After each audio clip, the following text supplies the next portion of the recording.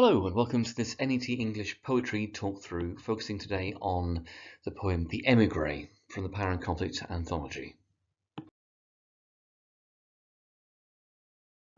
And let's start with a quick read through of the poem. So, The Emigree. There once was a country. I left it as a child, but my memory of it is sunlight clear. For it seems I never saw it in that November, which I'm told comes to the mildest city. The worst news I receive of it cannot break my original view, the bright, filled paperweight.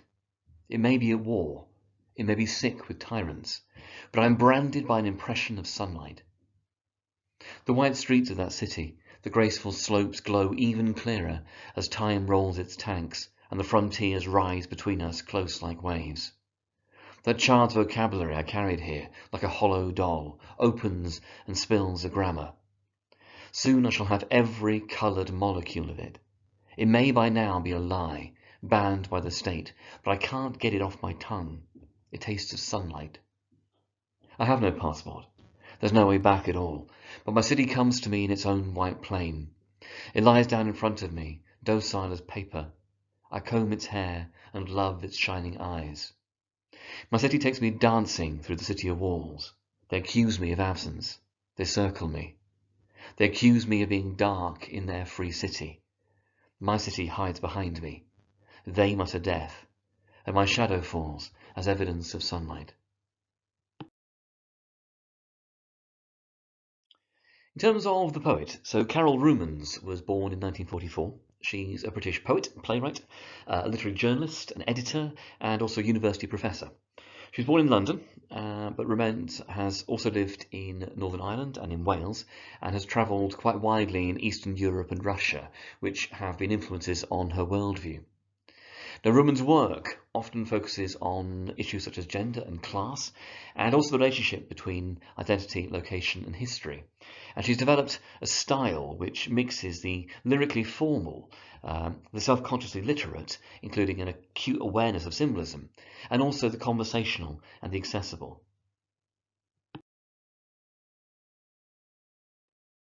The poem The Emigree was published in Rumans' collection Thinking of Skins in 1993, and the collection as a whole addresses the tension between the personal and the political, and questions around identity and perspective.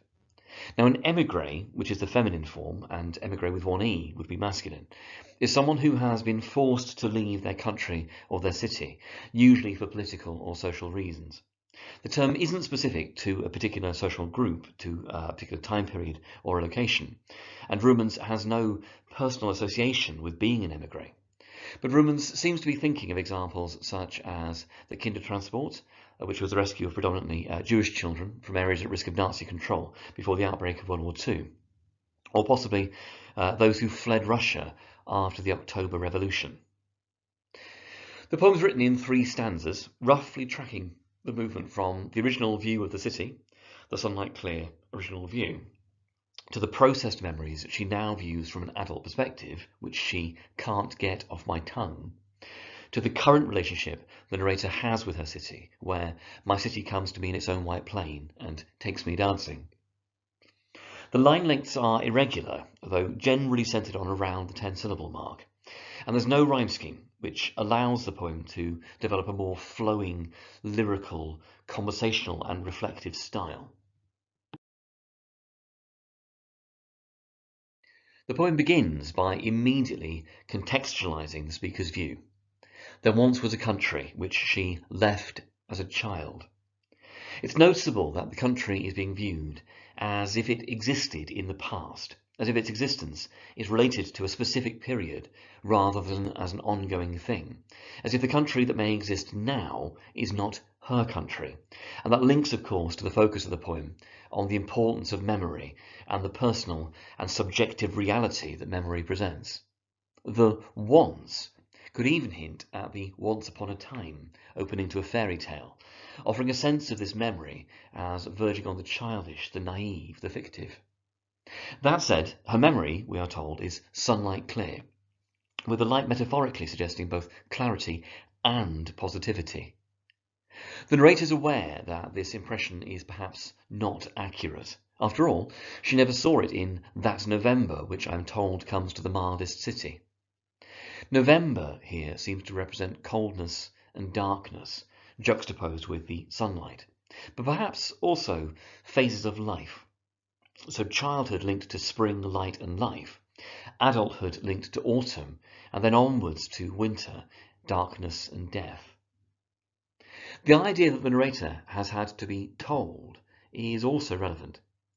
The narrator hasn't seen this November for herself. She's been insulated or protected from it, potentially by the sunlight-clear memory itself. And this is a thread that runs throughout the poem, that the childish memory is both something to be protected and something that protects.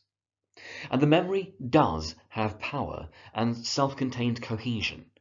Even the worst news, the negative current reality, cannot break my original view, the bright-filled paperweight. Break is an interesting verb choice. It suggests that the memory could be seen as something fragile and fixed in place, perhaps a precious object to be protected, but also that it's powerful, strong, with the image of the filled paperweight conveying importance, weight, but also self-contained and slightly artificial seeming beauty, a moment in time, a memento perhaps. As the narrator notes, the city may be at war, may be sick with tyrants, but she is branded by an impression of sunlight. The personification of the city, in terms of sick, links to the wider relationship the narrator seems to have with it. As the poem goes on, the city takes on life and vitality, not a dry and impersonal object, an artifact, but instead something that is living and breathing for her, something that, in the third stanza, lies down in front of me. Now, may, of course, could convey a lack of certainty, or could suggest even though or despite. Either way, the negative reality is irrelevant in light of the vitality of the living memory. Powerful authority figures in the poem have a negative impact. The tyrants are what the city is made sick by, a polluting and a damaging presence, the restrictive and oppressive state in the second stanza. And we also have the foreshadowed anonymous they in the final stanza that circle the narrator and mutter death. The impression given is almost that the innocence and naivety of childhood are not simply things to be treasured and protected, but a powerful, important and profoundly individual defence against the corruptive, collective abusiveness of those in power. Being branded by an impression of sunlight is also an interesting choice of phrasing, I think. To be branded is to be burned, scarred with an owner's mark in order to show possession. The positive seeming sunlight, the clear memory, is something that has left almost a permanent mark on the narrator. It may also imply that the protection and nurturing of the memory can involve pain, that there is a cost to the mutual possession involved. Impression has more than one meaning, both an indentation, as in the branded mark, and also a subjective perception that may not be fully real.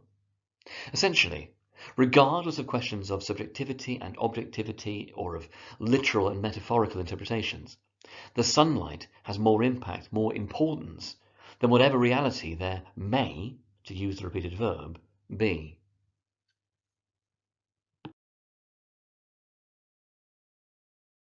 In the second stanza, the sense of a perhaps inaccurately sanitized past is evident in the white streets of that city. Again, not the city or this city, but the city in the past, the memory, and the graceful slopes that glow with a sense of artistry, perhaps linking to the bright-filled paperweight.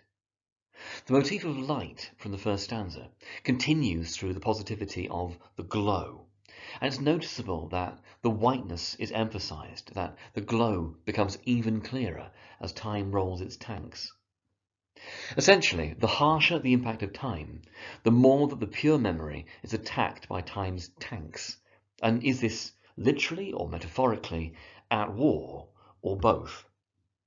Now, the more distant and rapidly appearing the frontiers that rise between us, that's both adult distance from childhood and also the broader physical distance of the world from an adult perspective, the more of those, the more powerful and vivid the memory becomes. And notice that the frontiers rise between us. Again, that personal relationship between the narrator and her remembered city once again. In the second half of the second stanza, the narrator describes the child's vocabulary that she carried here like a hollow doll. The vocabulary refers to the language that the narrator took with them from the city and from their upbringing there, with the sense of it being limited in the same way that their perspective and their memory were limited by childhood. The hollow doll is a toy used as a container, and its spilling a grammar in turn conveys the broader idea of there being a complete structure hidden within that smaller and simpler seeming vessel, that there's an entire system, a world, a life, a reality to be accessed through that child's vocabulary, with the narrator wishing to possess every coloured molecule. The soon I shall have implies a desire to access and understand, and also for completion. Now, the doll could be a reference to a matryoshka, a traditional doll which you find in Russia, in which smaller and smaller dolls are nested inside each other. There's the sense, perhaps, of the child self hidden within the adult self, of the hidden inner person, but also something being almost smuggled away, something kept safe during transport, something protected.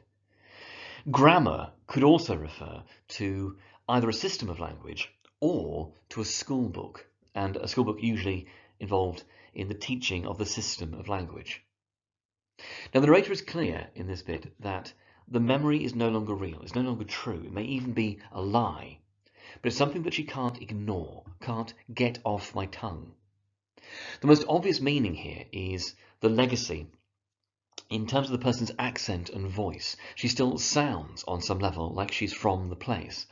But there's also the meaning of it as not just immediate and viscerally real, something she can taste, but something that she perhaps can't help expressing, something she can't help talking about.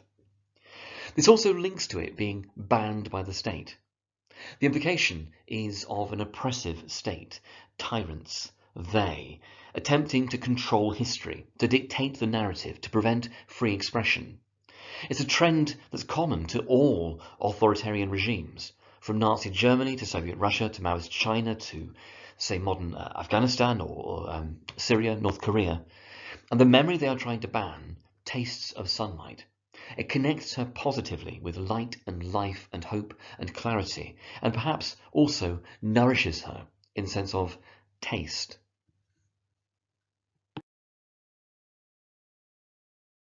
In the final stanza, we're offered an insight into the narrator's feelings about her remembered past. She can't return to it. She has no passport, which would be issued, of course, by the state to its current citizens. There's no way back at all.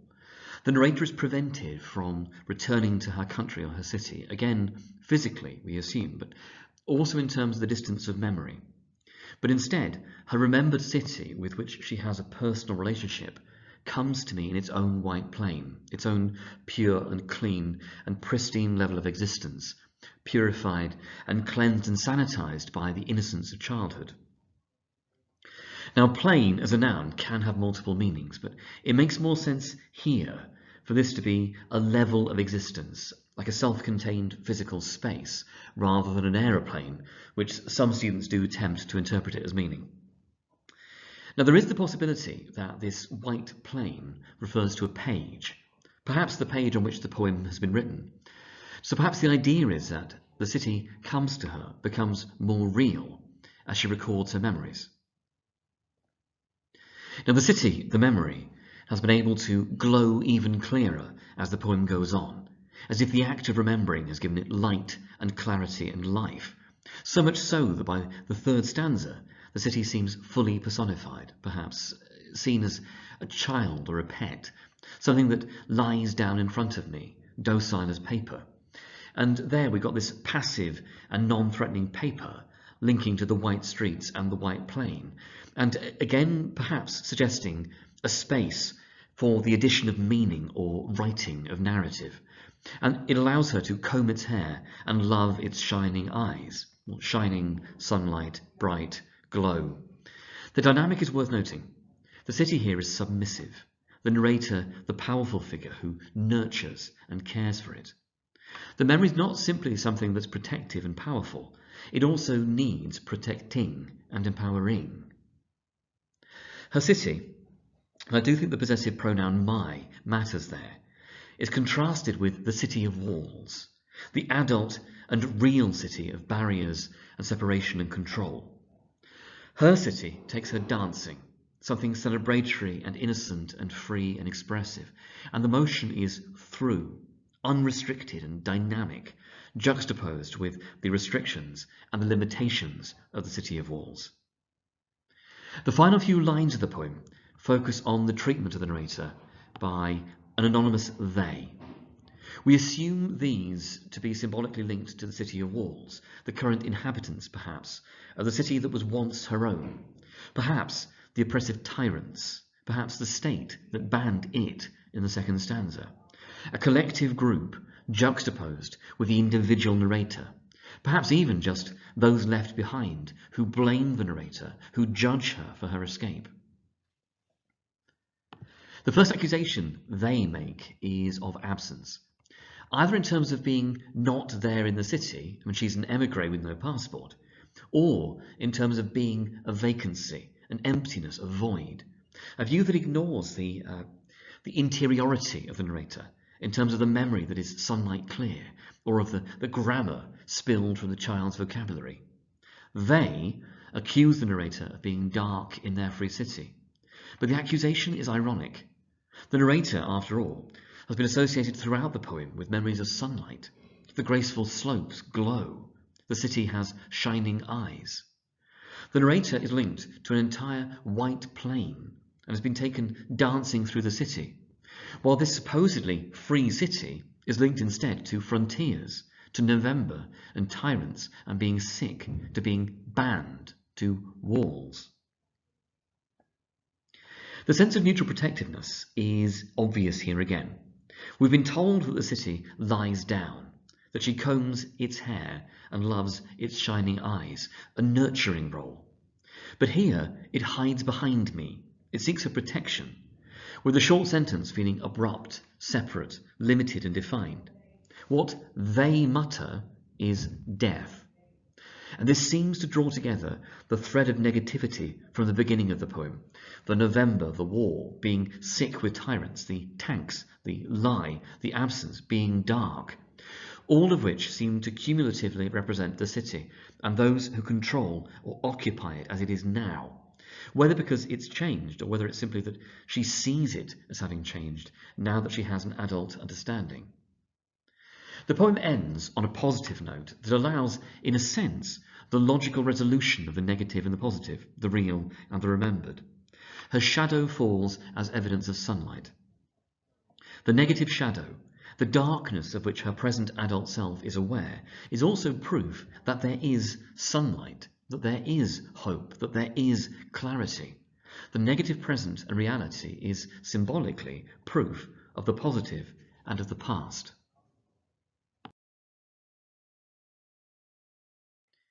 In terms then of comparisons to make with other poems in the AQA Anthology, there's effective links, I think, to be made with poems focusing on memory and also on the impact of memory on individuals.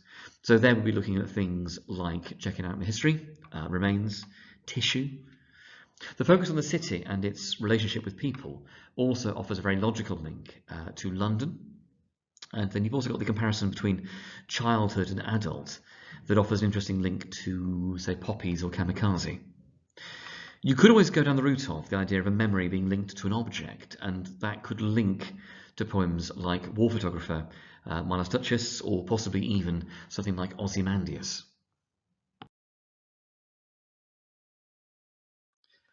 Thank you very much for listening. I hope that's been useful. As ever, if you want to look at any more information around the poetry, listen to any more bits of advice and that sort of idea, do go to the Net English YouTube channel, which is www.youtube.com/netenglish1. And there's hundreds and hundreds of videos on there covering every topic really in literature and language as well. There's a few bits for language on there as well.